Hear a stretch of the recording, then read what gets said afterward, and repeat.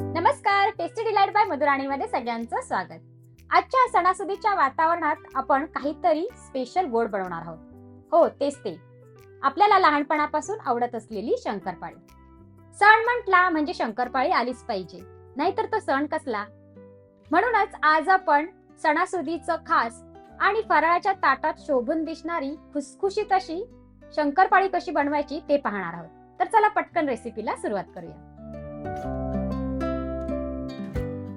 एका पॅन मध्ये मी 1 वाटी साखर घेतली आहे. त्याच वाटीने 1 वाटी पाणी घ्यायचं आहे. साखर आणि पाणी मिक्स करून घ्यायचं. याचा आपल्याला कोणत्याच प्रकारचा पाक करायचा नाही. साखर विरघळताना लक्षात ठेवा, साखर आणि पाण्याचं प्रमाण बरोबर हवं, नाहीतर शंकरपाळी कडक होईल किंवा फार मऊ पडेल. योग्य कन्सिस्टन्सी असेल तरच शंकरपाळी तोंडात टाकल्यावर कुरकुरीत खायला वाटेल.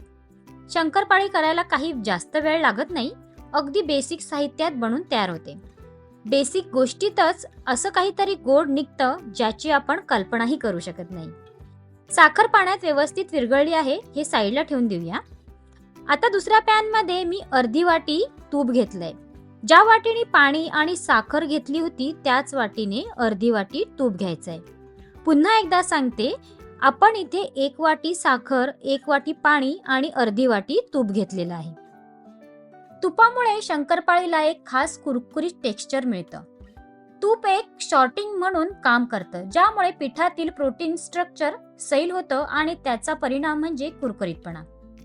जोपर्यंत तूप गरम होतंय तोपर्यंत आपण घेतलेल्या मैद्यात थोडंसं मीठ आणि 1 चमचा वेलचीची पावडर घालून मिक्स करून घेऊया. तुम्हाला कधी विचार आलाय का, शंकरपाळी मैद्यापासूनच का बनवतात? कारण मैदा शंकरपाळीला एक खास फ्लफी आणि कुरकुरीत टेक्स्चर देतं. मैद्यामध्ये प्रोटीन कमी असतं, त्यामुळे पीठ हलकं आणि पातळ राहतं. म्हणूनच आपल्याला शंकरपाळ्या गोड आणि कुरकुरीत लागतात. इथे मी ज्या वाटीने साखर, पाणी, तूप घेतले त्याच वाटीने 4 वाट्या मैदा घेतलाय. आता या मैद्यात गरम केलेलं तूप घालूया आणि आधी चमच्याने मिक्स करून घ्यायचं.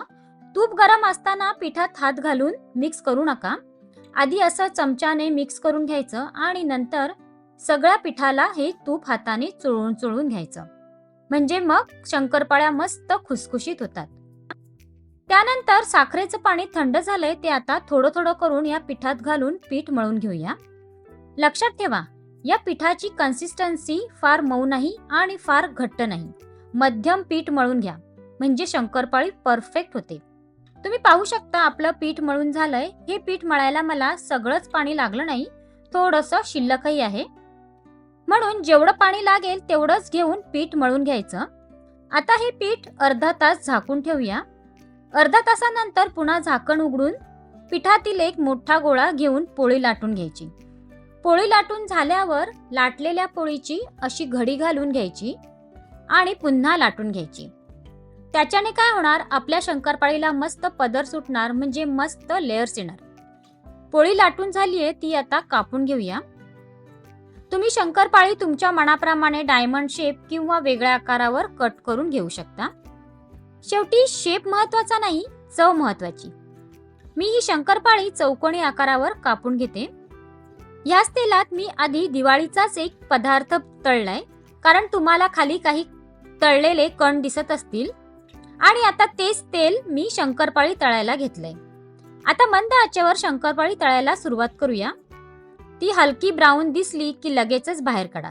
तळताना शंकरपाळीमध्ये असलेली पाण्याची मात्रा हळूहळू बाहेर येते आणि त्याच वेळी आतून शिजण्याची प्रक्रिया सुरू होते. या प्रक्रियेमुळेच बाहेरून कुरकुरीत आणि आतून मस्त खुसखुशीत टेक्स्चर तयार होतं. तेलाचं तापमान फार महत्वाचं आहे. तेल जास्त गरम असेल तर शंकरपाळी पटकन तळली जाईल, पण नीट शिजणार नाही. म्हणून मध्यम तापमानावर तळायला हवी. तळलेली शंकरपाळी बाहेर काढा आणि किचन टॉवेलवर ठेवा, जेणेकरून जास्तीचं तेल निघून जाईल. अशाच सर्व शंकरपाळ्या तळून घेऊया. तुम्ही पाहू शकता सर्व शंकरपाळ्या तळून झाल्यात. शंकरपाळ्या तळून झाल्यावर थोड्या थंड होऊ द्या, लगेचच डब्यात ठेवू नका.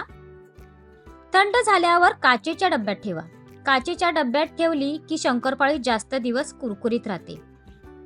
शंकरपाळीचं क्रिस्पीनेस टिकून ठेवण्यासाठी काचेच्या डब्यातच ठेवा, प्लास्टिकच्या डब्यात ठेवू नका.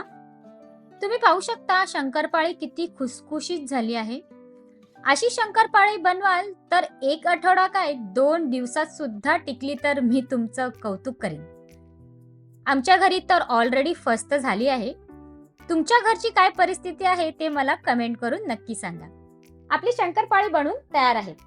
शंकरपाळी बनून झाल्यावर काचेच्या डब्यात भरून ठेवा म्हणजे ती जास्त काळ मस्त टिकते. रेसिपी आवडल्यास रेसिपीला लाईक करा, शेअर करा. पुन्हा भेटूया नवीन रेसिपी सोबत. तोपर्यंत धन्यवाद.